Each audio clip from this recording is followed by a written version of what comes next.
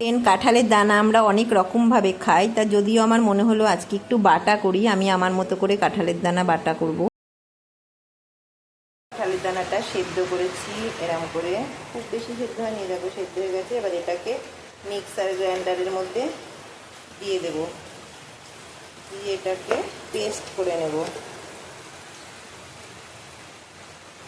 এবার আমি কড়ার মধ্যে তেল দিয়ে গোটা শুকনো লঙ্কা দিয়ে দিলাম। এখন বর্ষার ওয়েদারে শুকনো লঙ্কাগুলোও কেমন হয়ে যায়, ভালো করে ধুয়ে নিলাম। নিয়ে শুকনো লঙ্কাগুলো একটু বেশ ভালো করে ভাজা ভাজা করব। ভাজা ভাজা হয়ে গেলে ওর মধ্যে দিয়ে দেব গোটা রসুন। আর আমি কিন্তু এটা আমার মতো করে তৈরি করেছি, আমার মনে হলো এরকমভাবে করি, তার জন্য এরকমভাবে করলাম। রসুনটা একটু ভাজা ভাজা হয়ে গেলে এবার আমি ওর মধ্যে দিয়ে দেবো একটা ছোট সাইজের কুচানো পেঁয়াজ। দিয়ে পেঁয়াজটাকেও একটু হালকা করে ভাজবো, বেশি ভাজবো না, লাল লাল করে ভাজবো না।